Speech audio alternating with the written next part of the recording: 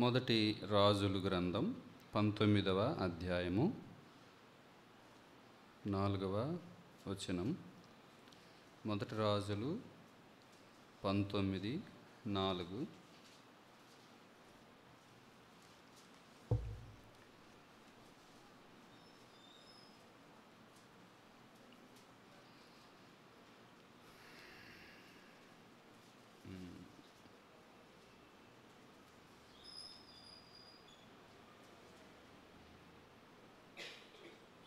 నేను చదువుతాను.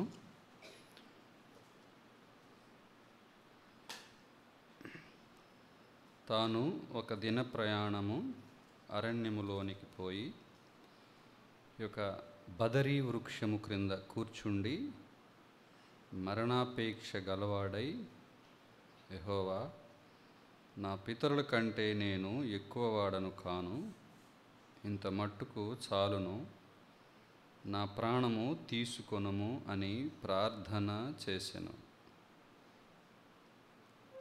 చాలా చిన్న ప్రార్థన చేసుకుందాం. పరిశుద్ధుడు అయిన తండ్రి, ప్రేమ కలిగిన ప్రభువా, ఈ యొక్క రాత్రికాల సమయంలో మీరు మాకు అనుగ్రహించిన ఈ సమయాన్ని బట్టి, ఈ నెమ్మదిని బట్టి, మీ రక్షణ భాగ్యాన్ని బట్టి వందనాలు ప్రభువా.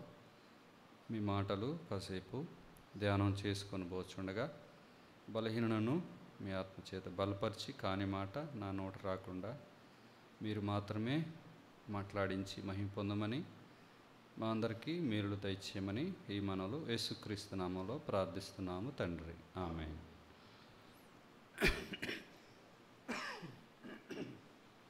సరే, ఈరోజు నాకు ఇవ్వబడిన అంశం ఏమిటంటే సంఘ పరిచర్య అనే అంశాన్ని అన్నగారు నాకు ఇచ్చారు. మరి వాస్తవానికి దీనికి నేను ఇలా చెప్పడానికి అర్హుడను కానేమో, అయినా ప్రభువారు మరి మాట్లాడిస్తారని నమ్ముచున్నాను. వాక్యం చెప్పడానికి ముందు నేను గత కొద్ది కాలంగా నాలో ఏమైనా మిస్టేక్స్ ఉన్నాయా అని నన్ను నేను పరిశీలన చేసుకుంటున్నాను ఈ మధ్యకాలంలో. అలా పరిశీలన చేసుకుంటున్నప్పుడు నేను గ్రహించింది ఏంటంటే, కొన్నిసార్లు నాకు తెలియకుండానే బాగా కోపగించుకుంటున్నాను. ఒకసారి అన్నగారిని ఇసురుగా మాట్లాడాను. ఆ తర్వాత అన్నగారు నన్ను పిలిచి మరి కొన్ని విషయాల్లో నన్ను సరిచేశారు. అలా ఆ మిస్టేకు పదే పదే నేను ఇక్కడే కాదు, కొన్ని ప్రాంతాల్లో నేను అది గమనించాను. ఇక రెండవది ఏంటంటే, నేను నిల్చున్న తర్వాత సమయపాలన అనేది నేను పాటించలేకపోతున్నాను. ఇది నా రెండవ మిస్టేక్. మూడవ మిస్టేక్ ఏంటంటే, నేను స్కూల్లో పాఠం బోధిస్తుంటాను. అక్కడ ఉన్న స్వేచ్ఛ వేరు, సంఘములో ఇవ్వబడిన సమయము, ఇక్కడ నించున్న ఆ విలువైన విధానం వేరు. కొన్నిసార్లు నాకు తెలియకుండానే కొంచెం ఎక్కువగా వాయిస్ రేజ్ అవ్వటం కూడా గమనించాను. సో ఇంకా ఏమైనా నాలో బలహీనతలు ఉంటే మీరు నాకు తెలియపరచవచ్చు, నేను సరి చేసుకుంటాను. ఇది నా తరపు నుంచి. ఇక ఈరోజు మన అంశంలోనికి వద్దాము. ఇక్కడ సంఘ పరిచర్య అనగానే పాత నిబంధన మనకి ఒక దృష్టాంతముగా ఉందని మనం ఎరుగుదాం. క్రొత్త నిబంధనలో సంఘము అనేది మనం చూస్తూ ఉంటాము. సంఘము అనేది శాశ్వతమైంది. కొంతకాలం భూమి మీద ఉంటుంది, ఆ తదుపరి ఎత్తబడుతుంది. ఈ శాశ్వతమైన సంఘములో సంఘ పరిచర్య అనేది అది ఎంతో ప్రాముఖ్యమైంది అని నేను మరి ధ్యానం చేసుకుంటున్నప్పుడు చెప్పుకున్నటువంటి విషయం అన్నమాట. ఇక రాజ్యాల విషయానికి వస్తే, రాజ్యాలు మాదీ పారసీక సామ్రాజ్యం కానీ, బబులోను సామ్రాజ్యం కానీ, గ్రీకు సామ్రాజ్యం కానీ, తదుపరి మన దేశాన్ని పరిపాలించిన బ్రిటిషు సామ్రాజ్యం కానీ, చరిత్రకారుల యొక్క అభిప్రాయం ఏమిటంటే, ఏ సామ్రాజ్యమైనా 250 సంవత్సరాలు సగటున పరిపాలన చేయగలదు, అంతకుమించి పరిపాలన చేయదు అని చెప్పడం జరిగింది. అయితే మన దేవుడు శాశ్వతుడు. యెహోవా అంటే శాశ్వతుడు, మనందరూ తెలుసు. స్వయంభవుడు, ఆయన ఉన్నవాడు, సర్వశక్తిమంతుడు. అలాగే సంఘము కూడా శాశ్వతంగా ఉండేది. భూలోకంలో ఉన్నప్పుడు కొన్ని రకాల హింసలు, దాడులు, మరి ఇబ్బందులు ఇలాంటివి సంఘానికి జరగటం మనం గమనిస్తూ ఉన్నాం. కొన్ని మీడియా ద్వారా మనకు తెలుస్తున్నాయి, కొన్ని తెలియటం లేదు. అయితే మన దేశాన్ని పరిపాలన చేసిన బ్రిటిషు సామ్రాజ్యం, ఈ బ్రిటిష్ సామ్రాజ్యం రవి అస్తమించని సామ్రాజ్యం అని పేరు. ఈ సామ్రాజ్యం మరి విక్టోరియా మహారాణి 60 సంవత్సరాల వార్షికోత్సవ పండుగ జరుగుతున్న వేడుకలో ఒక కవి ఉన్నాడు. అతని పేరు రుడయార్డ్ కిప్లింగ్. ఆ కవి పేరు రుడయార్డ్ కిప్లింగ్. ఆయన ఒక పద్యం రాశాడు. ఆ పద్యం పేరు ఏంటంటే రిసెషనల్. ఆ పద్యం పేరు రిసెషనల్. ఆ పద్యంలో ఉన్నటువంటి ఆ మాటలు ఇలాగున్నాయి. ఏమిటి ఆ మాటలంటే, సుదూర తీరాలలో మన నావికా దళాలు నీటి మునిగిపోయాయి, తుపాకీ నుంచి పేలిన గుళ్ళు ఇసుక మేటలపైన, ద్వీపకల్పాలపైన వ్యర్థంగా పడి ఉన్నాయి. నిన్నటి మన వైభవం అంతా నినివే తూరు పట్టణాల మహిమల ఆవిరైపోయింది. దేశాల న్యాయాధిపతి, ఇది ఎన్నడూ మరవకుండా మమ్ములను ఉపేక్షించు అని ఆ కవి రాయడం జరిగింది. ఇది ఎందుకు చెప్తున్నానంటే, ప్రపంచాన్నే పరిపాలన చేస్తూ ఉన్నటువంటి బ్రిటిషు సామ్రాజ్యం, అది ముందే గ్రహించిన ఈ కవి ఈ సామ్రాజ్యం అంతరించిపోద్ది అని చెప్పారు. నిజమే. అయితే ఇక్కడ సంఘం అనేది అంతరించిపోదు. ఈ సంఘములో విశ్వాసులుగా ఉన్న బిడ్డలు చేసే ఏ పనైనా ఆ పనికి ఎంతో విలువ ఉంటుంది అనేది ఇక్కడ నేను రాసుకున్న మాట. ఇక ఈ సంఘ పరిచర్యలో మొత్తం నేను ఒక 5 పాయింట్లు రాసుకున్నాను. ఆ 5 పాయింట్లు ఈరోజు మనం నేర్చుకుందాం లేదా చూద్దాం. ఒకటి ఏమిటంటే కుటుంబము. సంఘ పరిచర్య చేసేవారికి కుటుంబము అనేది ఉంటుంది.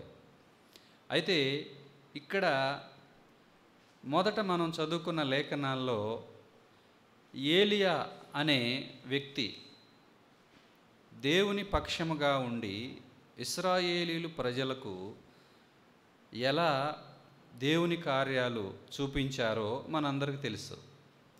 అయితే ఇక్కడ ఆయన ప్రార్థన ఎలాగుంది అంటే నిరాశ నిస్పృహలకు లోనైనట్లుగా ఉంది. ఒకసారి మన పెద్దలు స్వామి గారు చెప్పగా విన్నాను, నిరాశ నిస్పృహల నీడ. ఇంత పరిచర్య చేశాను నేను, కానీ నా గురించి ఎవరన్నా ప్రార్థన చేశారా? నేను ప్రార్థన చేస్తే కరువు వచ్చింది, నేను ప్రార్థన చేస్తే వర్షం వచ్చింది, కానీ ఇప్పుడు నా ప్రాణం పోతుంటే నన్ను గుర్తించి ఎవరైనా నా గురించి ప్రార్థన చేశారా? సో ఇక్కడ సంఘ పరిచర్య చేసేవారికి నిరాశ నిస్పృహ అనేది కొన్నిసార్లు మరి జ్ఞాపకం వస్తూ ఉంటుంది. కృంగిపోయే సందర్భాలు వస్తూ ఉంటాయి. తర్వాత 2వ రాజుల గ్రంథం 6వ అధ్యాయం 1వ వచనములో పేజీ నెంబర్ 311లో ఉంటుంది. 2వ రాజుల గ్రంథం 6:1. సహోదరులు చదివి వినిపిస్తే బాగుంటుంది.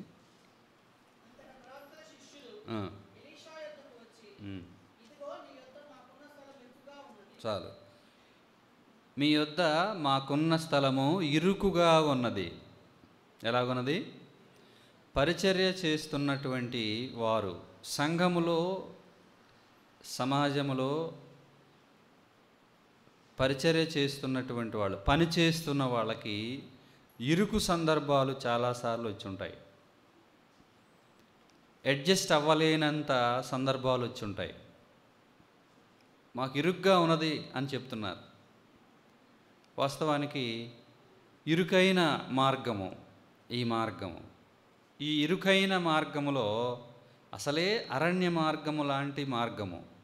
విశ్వాస జీవితం అంటేనే అరణ్యములో నడిచేటటువంటి అనుభవం కలిగినటువంటి జీవితం. అరణ్యాలలో సౌకర్యాలు ఉండకపోవచ్చు, సమయానికి ఆహారం ఉండకపోవచ్చు, అభద్రత వెంటాడుతుండవచ్చు, కానీ ఆత్మ దేవుడు నడిపిస్తూ ఉంటారు. ఇరుకులోనే విశాలత అంటుంటుంటారు.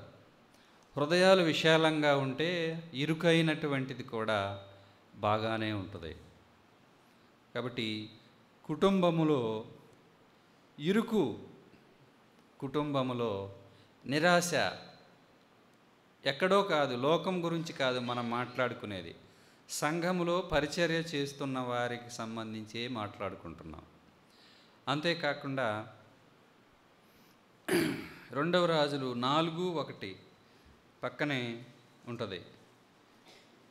అంతట ప్రవక్తల శిష్యులు ఒకని భార్య, నీ దాసుడైన నా పెనిమిటి చనిపోయెను, అతడు యెహోవా యందు భయభక్తి గలవాడై ఉండెనని నీకు తెలిసే ఉన్నది. ఇప్పుడు అప్పుల వారు నా 2 కుమారులు తనకు దాసులుగా ఉండుటకై వారిని పట్టుకొని వచ్చి ఉన్నారని ఎలీషాకు మొర్రపెట్టగా. అప్పులు, పరిచర్య చేసేవాళ్ళు అప్పులు లేని వాళ్ళు ఉంటారా? అప్పులు, బాధలు, ఇరుకుగా ఉన్న పరిస్థితులు, నిరాశ, నిస్పృహ కలిగిన సందర్భాలు, ఇవన్నీ మనల్ని చుట్టుముట్టి ఉన్నటువంటి ఆటంకాలు, ప్రభు పని చేయకుండా ఆటంకపరిచేవి, ప్రభువుని మహింపరచకుండా ఆటంకపరిచేవి. కుటుంబములో ఇంకొకటి, హోషేయ 1వ అధ్యాయం 1-2 వచనాలు. హోషేయ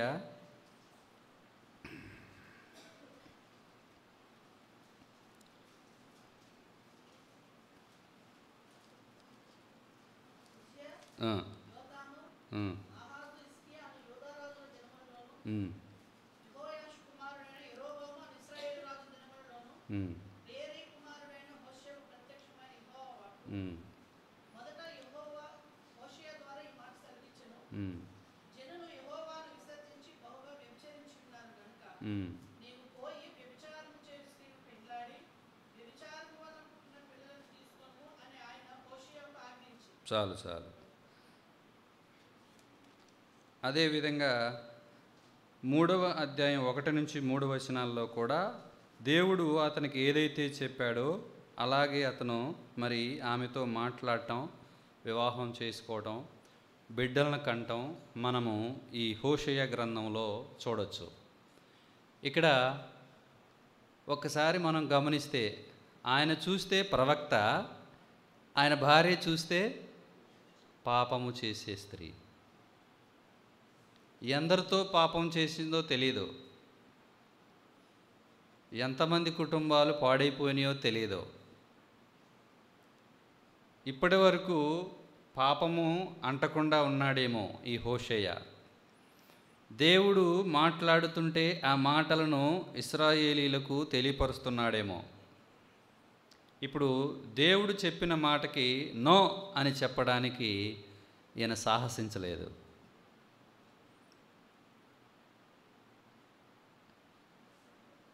పది మందితో సంబంధం ఉన్న స్త్రీ సొంత పురుషునితో వ్యవహరించే తీరు ఎలాగుంటుందో,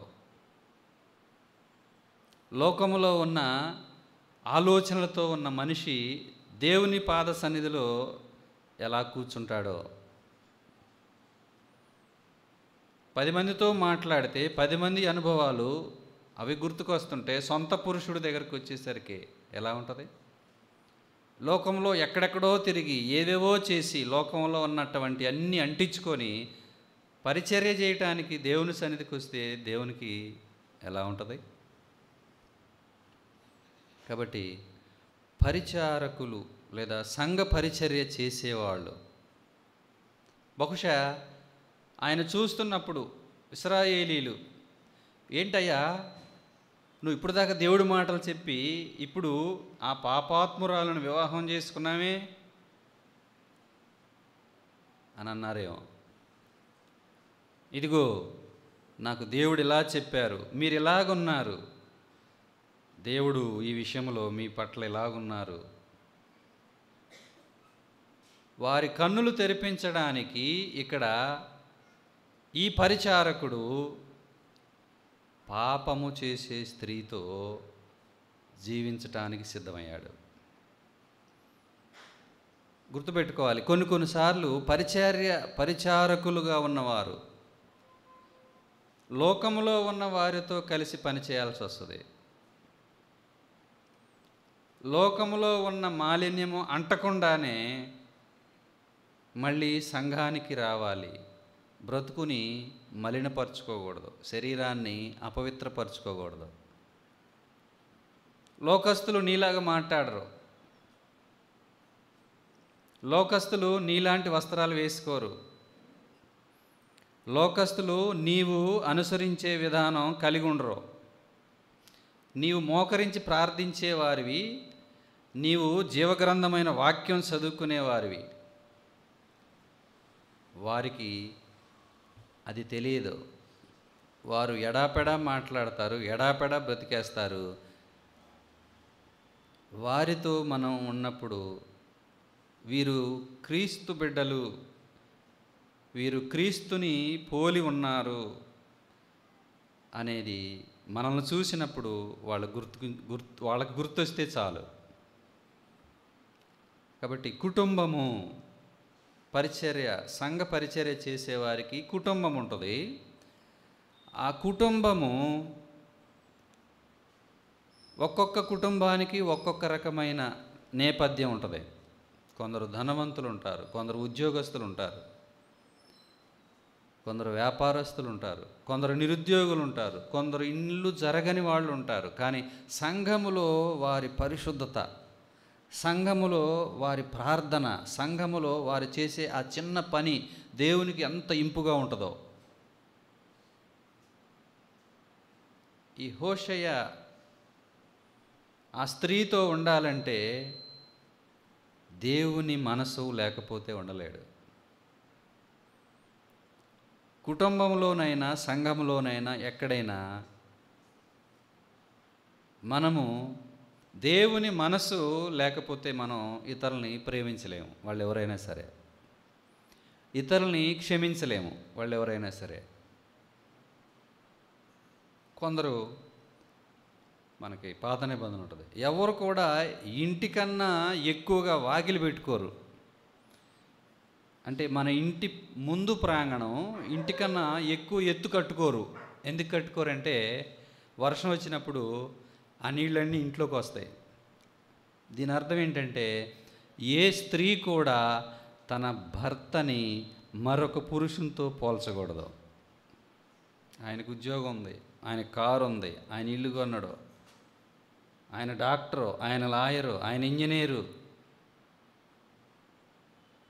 ఆ అన్న చూడెట్టుండో, ఈ అన్న చూడెట్టుండో. నీకు దేవుడు ఏది ఇస్తే అందులో దేవుని మహిమపరచడం పరిచర్య చేసేవారికి జ్ఞాపకం చేసుకోవాల్సిన విషయం. ఇక కుటుంబం అయిపోయింది. స్వభావం చూస్తే వీరికి మరి మొదట వీరు కలిగి ఉండవలసింది పరిశుద్ధత.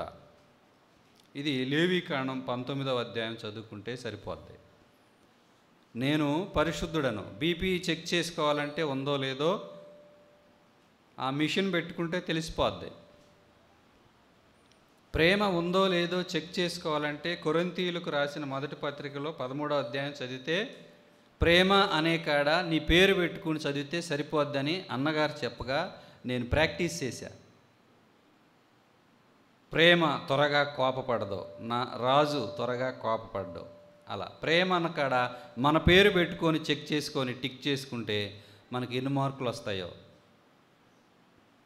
అలాగే పరిశుద్ధత అనగానే మీరు తల్లిదండ్రులకు లోబడాలి, మీరు తల్లిదండ్రులకు భయపడాలి. ద్వితీయోపదేశ కాండంలో ఉంటుంది, తల్లిదండ్రులను నిర్లక్ష్య పెడితే శాపగ్రస్తుడవుతాడని ఉంటుంది. తల్లిదండ్రులకు ఎదురు తిరగకూడదని ఉంటుంది, తిరుగుబాటు చేయకూడదని ఉంటుంది. హానర్ యువర్ పేరెంట్స్, నీ తల్లిని తండ్రిని సన్మానించుమని ఉంటుంది. అంటే తల్లిదండ్రులు చెప్పిన దానికి అబైడ్ అవ్వాలి, అంటే వారి మాటకి విలువ ఇవ్వాలి. పరిచారకులుగా ఉన్నవారు, సంఘ పరిచర్య చేస్తున్నవారు, విశ్వాసిగా ఉన్న ప్రతి వారికి కూడా మన పైన ఉన్న పెద్దలు ఎవరైనా కావచ్చు, వారితో మనం అనుసంధించబడి వారి మాటకి విలువిస్తూ వారి మాటను నిర్లక్ష్య పెట్టకుండా, అది కుటుంబంలో తండ్రి కావచ్చు, తల్లి కావచ్చు, భర్త కావచ్చు, సంఘంలో పెద్ద కావచ్చు, సమాజంలో అధికారి కావచ్చు, ఉద్యోగంలో పై ఆఫీసర్ కావచ్చు, వారి మాటకి హానర్ ఇవేం చేయకుండా నేను దేవుని సంఘంలో పరిచర్య చేస్తాను అంటే దేవుడికి నచ్చిద్దంటారా? అది మనం చెక్ చేసుకోవాలి. రెండవది సంతృప్తి కలిగి ఉండాలి. సంతృప్తి. కీర్తనలు 63వ కీర్తన 5వ చరణం, 103వ కీర్తన 5వ చరణంలో సంతృప్తి అనే మాట ఉంటుంది. సంతృప్తి చదువుదాం.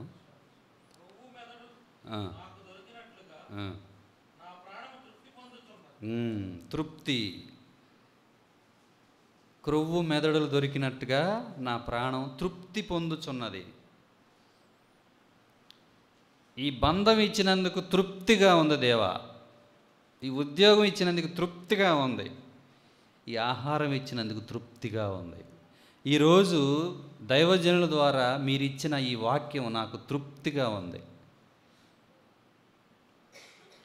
ఈ కష్టంలో గుంట వెళ్తుంటే నాకు తృప్తిగా ఉన్నది. ఈ చినిగిన బట్టలు వేసుకుంటే నాకు తృప్తిగా ఉంది.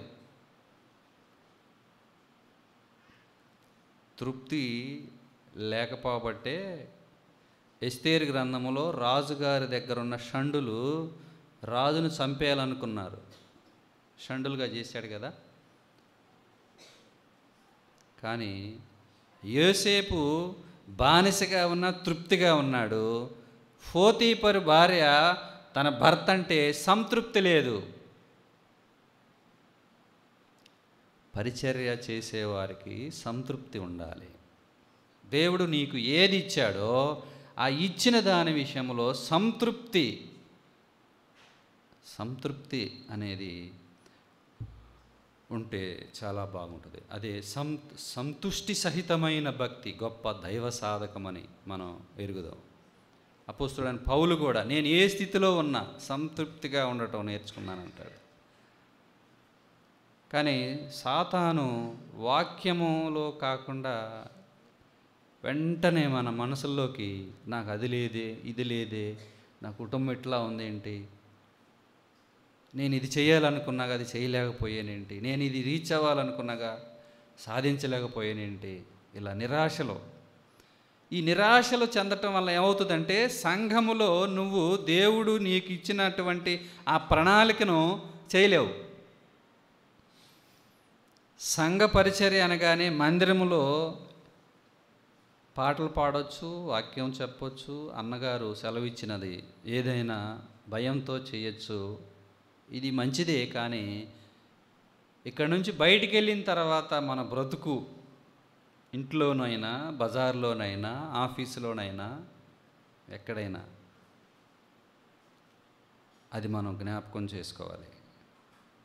ఓడలో ఉన్నప్పుడు కాకి బాగానే ఉంది, పావురం బాగానే ఉంది. ఓడలో నుంచి బయటకు వచ్చిన తర్వాతే కాకి శవం మీద వాలింది, పావురం తిరిగి వచ్చింది. కాకి స్వభావము బయటికి వెళ్ళిన తర్వాతే తెలిసింది. నా స్వభావము ఎవరైనా నన్ను ఏదైనా మాట అంటే కానీ తెలిసింది. దేవుడు నాకు ఒక అవకాశం ఇచ్చాడు అనుకోలే నేను. దేవా మీకు స్తోత్రం అనుకోలే నేను. సరదర్ కాటన్ బ్యారేజ్ కట్టేటప్పుడు అక్కడ కూలీలు పనిచేస్తున్నారు, రాళ్ళు ఎత్తుతుంటే అందులో ఒక వ్యక్తి యేసయ్యని నమ్ముకున్నాడు, పాటలు పాడుతున్నాడు. అరే వీడు మాట్లాడితే యేసు యేసు అంటున్నాడు, మనందరం మన మతం ఏంటి, మనమేంటి అని ఒకరోజు అందరూ చెప్పులు తీసి తాడికి గట్టి దండేసేసి గేలు చేస్తుంటే, దేవుని ప్రేమ ఇదిగో జనులార భావంబు మది తెలియరే, కేవలము నమ్ముకొనినా పరలోక జీవంబు మనకబ్బును. దండేసి అవమానిస్తుంటే ప్రభు ప్రేమ పాటలాగా పాడితే నేను మూర్ఖుడులాగా నోరు తెరవటం, పరిచర్య చేయటం నాకు ఆశీర్వాదమేనా అని గతంలో నన్ను నేనే విమర్శించుకోవటం జరిగింది. సరే, మూడో అంశం ఉద్దేశము. సంఘ పరిచర్య చేసేవారు తప్పనిసరిగా ఆత్మల రక్షణ అనేది వారికి మెయిన్ ఉద్దేశమై ఉండాలి. ఆత్మల రక్షణ. నేను డిగ్రీ చదువుకునే రోజుల్లో ప్రస్తుతం జెనసిస్లో పనిచేస్తున్నారు ఆ బ్రదర్ కెనడీ గారని, నందిగామలో మరి యూత్కి, కాలేజ్ గోయింగ్ స్టూడెంట్స్కి రిట్రీట్లు పెట్టేవాళ్ళు. మాకు పీరియడ్కి మధ్య ఖాళీ ఉన్నప్పుడు మరి బయట చెట్టు కింద ఉన్నప్పుడు మా సీనియర్స్ మా దగ్గరకు వచ్చి, తమ్ముడు నీ పేరేంటి, ఏం చదువుతున్నావు, ఏ గ్రూపు తమ్ముడు అని దేవుడి మాటలు చెప్తూ, రేపు ఇలా రిట్రీట్ ఉంది చాలా బాగుంటుంది రమ్మని దేవుని మాటలు కనిపించిన ప్రతిరోజు చెప్తూ ఉండేవాళ్ళు. మేము ఎంత ఇసుక్కున్నా వాళ్ళు ఇసుక్కునేవాళ్ళు కాదు, మేము కోపగించుకునేవాళ్ళు కాదు. ఆ అన్నలు ఇప్పటికీ నాకు గుర్తే. మొత్తానికి ఒక రోజు వెళ్ళాను, ఆ చూసిన వాతావరణం, ఆ మెసేజ్ చాలా చక్కగా ఉంది. ఆత్మల రక్షణ కొరకు నోరు తెరిచి మనము మాట్లాడటం, బయట ఒకరి గురించి ప్రార్థన చేసి వారికి దేవుని మాటలు చెప్పి వారిని సంఘానికి ఆహ్వానించటం, నీ ద్వారా ఒకరు రక్షణ పొందటం. సంఘ పరిచర్య ఆత్మల రక్షణే. దీనికి ఉదాహరణగా మన ప్రభు అయిన యేసుక్రీస్తునే మాదిరిగా తీసుకోవచ్చు. మార్కు సువార్త 1:14-15 వచనాల్లో, ఇందు నిమిత్తమే కదా నేను వచ్చింది, ఇందు నిమిత్తమే కదా నేను ఇంట్లో నుంచి బయటికి వెళ్తుంది అని మనం అంటే ఎంత బాగుంటుంది. ఆ ఆలోచన మనకుంటే ఈరోజు కనీసం ఒక్కళ్ళకన్నా నేను సువార్త చెప్తే ఎంత బాగుంటుంది అని మనం అనుకుంటే బాగుంటుంది. అంతేకాకుండా బర్నబా, పౌలు, తిమోతి వీళ్ళు కూడా మారు మనసు గురించి, ఆత్మల రక్షణ గురించి ఎంతో, వీరి ఉద్దేశము రక్షింపబడాలి అంతే. సంఘము స్థాపించటం, సంఘము అభివృద్ధి చెందటం, విశ్వాసులు బాగుండటం, దేవుని వైపు తిరగటం, దేవుని స్తుతించటం, ఆరాధించటం, దీనికోసం పాటుపడ్డవాళ్ళు ఈ సంఘ పరిచారకులు. తర్వాత పరిస్థితులు, సమయాలు. కొన్నిసార్లు పరిస్థితులు, సమయాలు మనకి అనుకూలించవు, అయితే ప్రార్థన చేయొచ్చు మనం. పరిస్థితులు, సమయాలు అనుకూలించని సమయాల్లో మనం ప్రార్థన చేయవచ్చు. తండ్రి, కుమార, పరిశుద్ధాత్మ త్రియేక దేవుడు. పేతురు, అపోస్తుడైన పేతురుని ముగ్గురు ఆటంకపరిచారు. అది మొన్న ఒక ధ్యానంలో చదువుకున్నాను. మత్తయి సువార్త 17వ అధ్యాయము 5వ వచనం ఒకసారి చూద్దామా. మత్తయి 17:5. ఇక్కడ పేతురు విన్నపాన్ని తండ్రి ఆటంకపరిచాడు.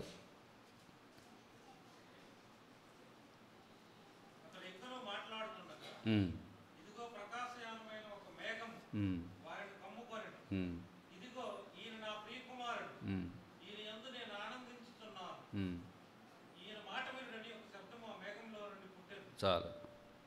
దీని యొక్క సందర్భం మనందరికీ తెలిసిన విషయమే. ఎప్పుడైతే యేసు ప్రభువారు రూపాంతరం చెందారో ఆ ప్రక్కనున్న ఇద్దరును చూసి ఈ పేతురు ఏమంటున్నాడు, ప్రభువా మీ ముగ్గురికి ఇక్కడ పర్ణశాల కడతా, మీరు ఇక్కడ ఉండటం మంచిది, ఇక్కడ ఉండటం మంచిది అని అంటున్నప్పుడు ఎవరు జోక్యం చేసుకున్నారు అంటే తండ్రి ఆటంకపరిచాడు. ఇక్కడ పేతురు విన్నపం దాని ఉద్దేశం ఏంటంటే తండ్రి ఆటంకపరచడానికి, రక్షణ కార్యం జరగాలంటే పేతురు వేయబోయే పర్ణశాలల్లో దేవుడు నివాసం ఉండకూడదు. కాబట్టి కొన్నిసార్లు మనం ఏదైనా చేయాలి అనుకున్నప్పుడు దేవుడే ఆటంకపరచవచ్చు మనల్ని. దానికి సంఘ పరిచర్య చేస్తున్నవారు బాధపడకుండా ప్రార్థన చేసి దేవునికి స్తోత్రం చెప్తే అది బాగుంటుంది. మనం అనుకుంటాం, ఈరోజు నేను ఇలా చేయాలనుకున్నా కానీ చేయలేకపోయానే, ఈ బ్రదర్ నన్ను అడ్డుకున్నాడే, లేదా ఇలా జరిగిందే అని అనుకోవచ్చేమో. కానీ దేవుని చిత్తం లేకుండా మనం ఏమీ చేయలేము, మనమేమీ సాధించలేము. తండ్రి ఆటంకపరిచాడు.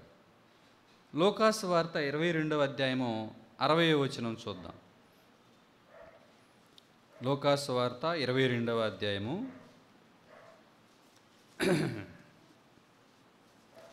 60 వచనం.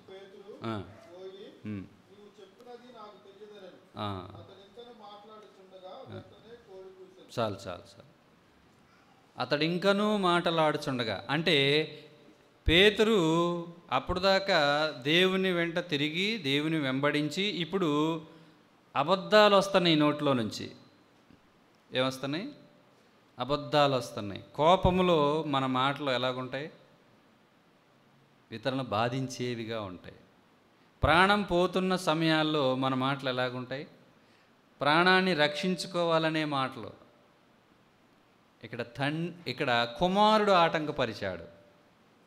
ఎలా చెప్పొచ్చు అంటే ఈ సృష్టి మొత్తం మీద అధికారము యేసుక్రీస్తు వారికే ఉంది.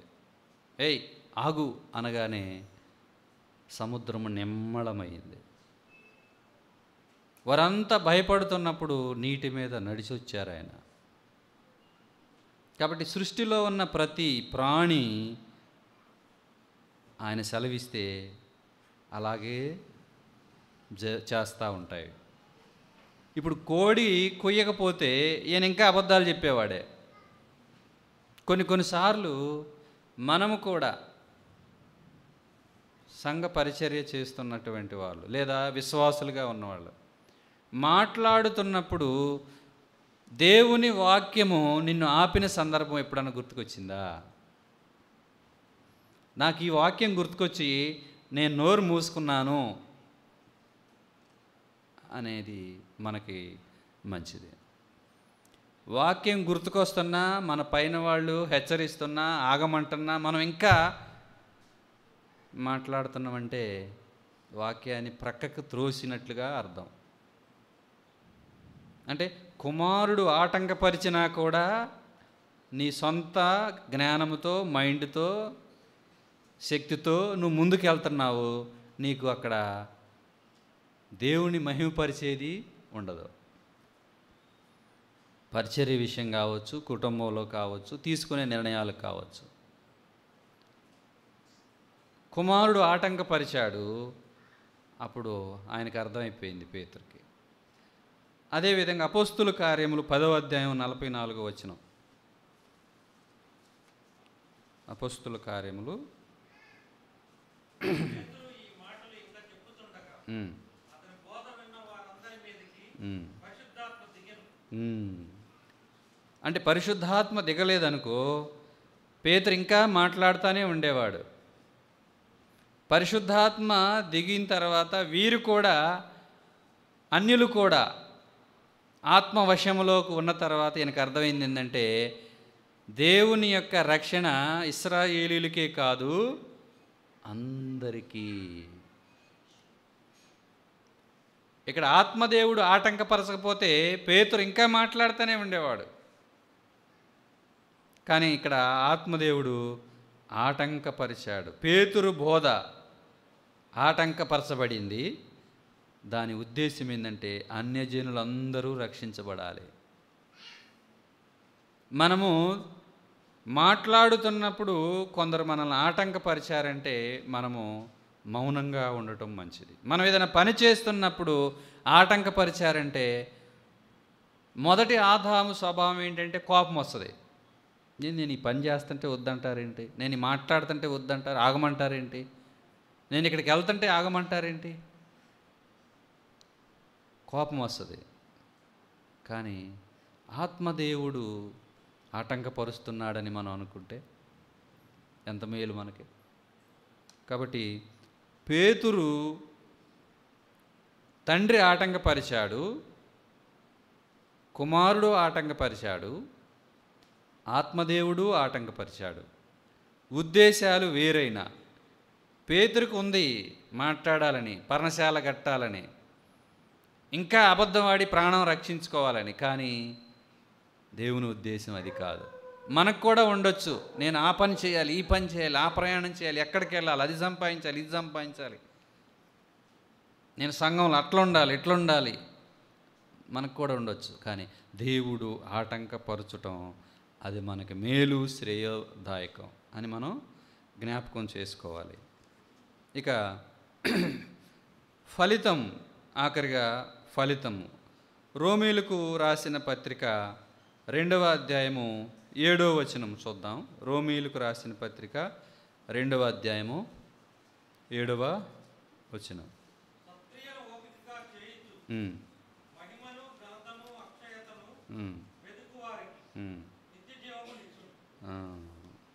ఏమొస్తుంది ఇక్కడ? ఫలితము నిత్య జీవము. ఓపిక ఎవరికి ఉంటుందో వాళ్ళకి ఏమొస్తుంది? నిత్య జీవము. ఓపిక లేకపోతే అది. సో ఈరోజు నేను చెప్పే నేను ధ్యానం చేసి మనం మాట్లాడుకునేవి నాకు బాగా పాఠం, నాకే పాఠము, అది నేను గమనించానన్నమాట. సో ఓర్పు, మన గోపాలరెడ్డి గారు అంటారు కదా, ఓర్పాలో ఓర్పు లేదు, అందుకే లోకంలో కలిసిపోయింది.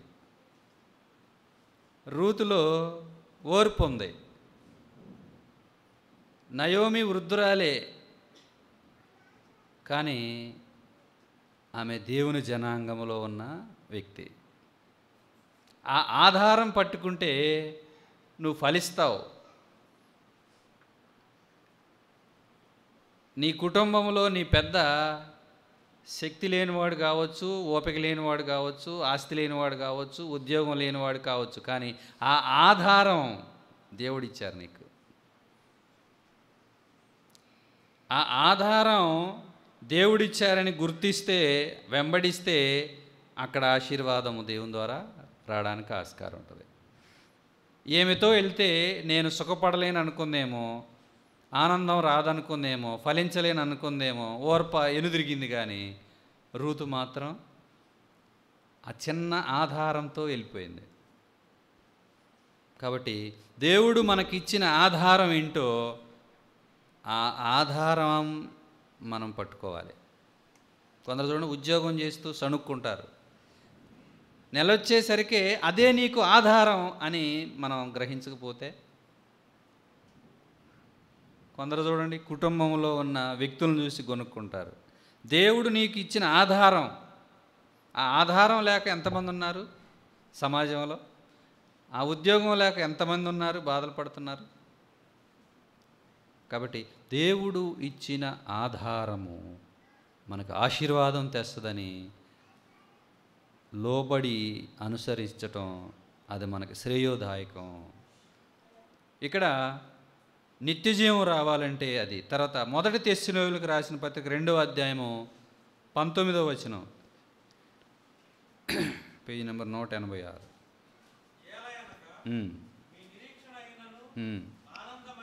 మా కదా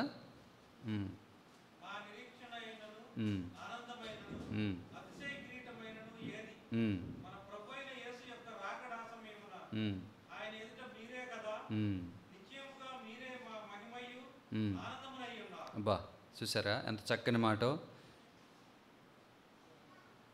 మహిమ మీరే, అతిశయ కిరీటం మీరే, నీ ద్వారా రక్షింపబడినటువంటి వారు. నువ్వు ప్రార్థించగా, నీవు ప్రయత్నం చేయగా దేవునిలోకి వచ్చిన వారు, వారిని చూసినప్పుడు దేవుడు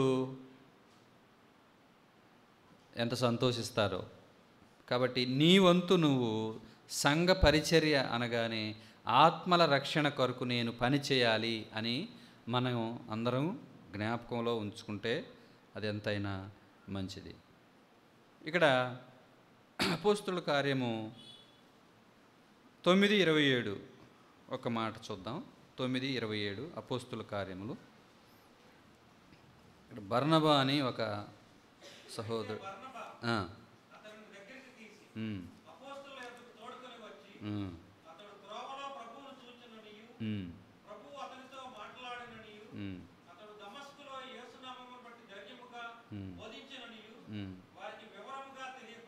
చాలు చాలు. అతడు యెరూషలేములో వారితో కూడా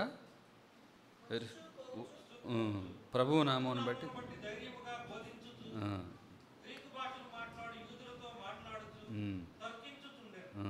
వారు అతనిని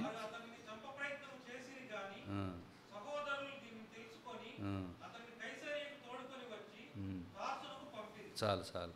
ఇక్కడ బర్నబా అనే వ్యక్తి గురించి మనం చూస్తాం. ఇతడు పౌలు మార్పు చెందిన స్థితిని గమనించి పౌలును ప్రోత్సాహపరిచిన వ్యక్తిగా కనపడుతున్నాడు.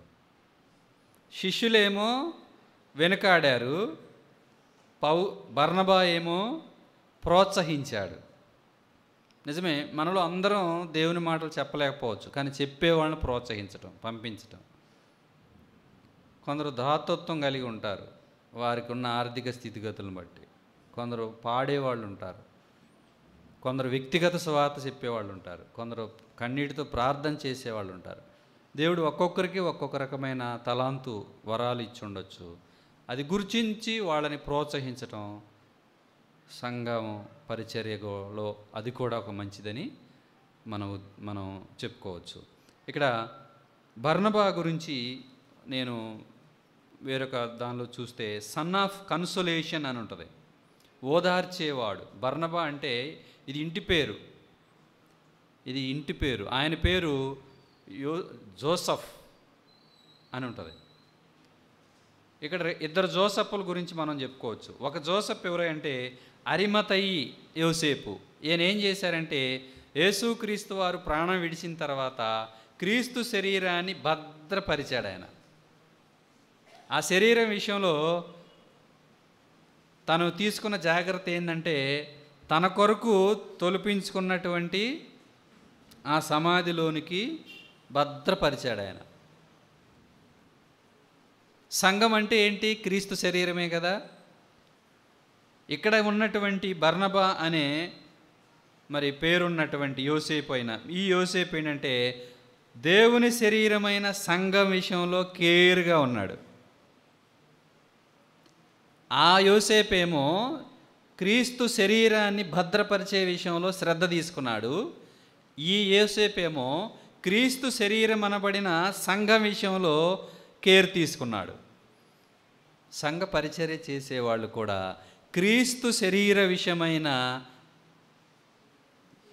ఆ కేర్ కలిగి ఉంటే అది దేవుడు చూస్తారు. అది మనం ఇక్కడ చెప్పుకోవచ్చు అనమాట. ఇంకొకటి జోసెఫ్ అనే మాట గ్రీకులో మనకి పరాకెల్సిస్ అనే ఉంటుంది. అంటే దాని అర్థం ఏంటంటే కాలింగ్ ఆఫ్ పీపుల్, ప్రజలను పిలిచేవాడు ఎక్కడికి అంటే దేవుని వైపు నడిపించడానికి. పాత నిబంధనలో మనకి లేవీలు ఉంటారు.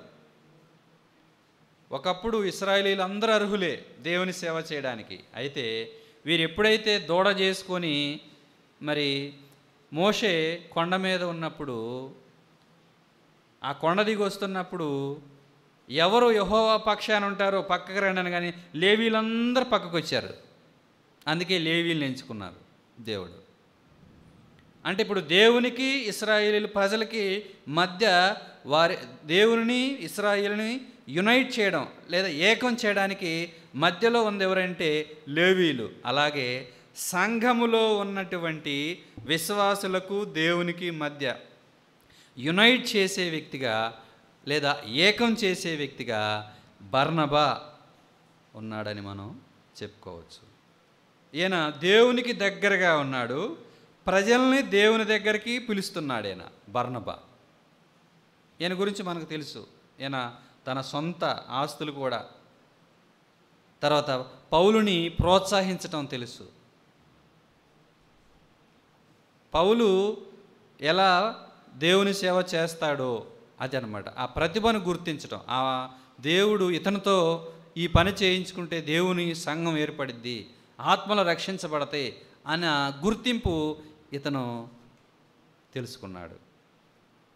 కాబట్టి పెరాకిలసిస్ అంటే కాలింగ్ ఆఫ్ పీపుల్ గ్రీకులో, బర్నబా అంటే సంఘ పరిచర్య ఎంత చక్కగా ఈ బర్నబా అనే వ్యక్తి చేశాడో ఆయన ఈరోజు మనకి ఒక మాదిరి అని మనం చెప్పుకోవచ్చు. సపోర్ట్ అంటే ప్రోత్సహించాడు, బలపరిచాడు, పిలిచాడు, దేవునికి దగ్గరగా తీసుకొచ్చాడు. ఎవరు అంటే బర్నబా. కాబట్టి మనం కూడా సంఘ పరిచర్య విలువైనదని గుర్తించి, సంఘము శాశ్వత కాలం ఉంటుంది అని గుర్తించి, ప్రాణంతో మనం ఉండేది తక్కువ కాలమే అని గుర్తించి, దేవుని కొరకు మనం చేసేది అది మనకి నిలుస్తుందని గుర్తించి, ప్రభు పని కొరకు పెద్దల సహాయంతో, పెద్దల సూచనతో మనవంతు మనము పనిచేయడము, సంఘ అభివృద్ధి కొరకు పాటుపడటము, సంఘం ఐక్యంగా ఉండటం కొరకు పాటుపడటం అది మనకి ఎంతైనా మంచిది. ఈయన సంఘాన్ని ఐక్యపరచడానికి ప్రయత్నం చేశాడు. కొందరు సంఘాన్ని డిస్టర్బ్ చేయడానికి ప్రయత్నం చేస్తుంటారు. వారిని చూస్తే వీరు బైబిల్తో పట్టుకొని ప్రార్థనకి వెళ్తారులే కానీ వీళ్ళ జీవితం చూడు ఎట్టుందో. వీళ్ళు ప్రార్థనకి వెళ్ళేవాళ్ళే కానీ వీళ్ళ జీవితం చూడు ఎట్టుందో. ఈయన నోరు తెరిస్తే చూడు ఎట్టుందో, ఈయన వస్త్రాలు చూడు ఎట్టున్నాయో. వీళ్ళు కూడా ప్రార్థనకి వెళ్ళేవాళ్ళే. చూసారా? బర్నబా అయితే అలా లేడు, ఈయన పిలిచేవాడిగా ఉన్నారు. మనం కూడా అలాంటి మాదిరి కలిగి ఉండటం మంచిది. దేవుడి మాటలు మన కొరకు దీవించునుగా.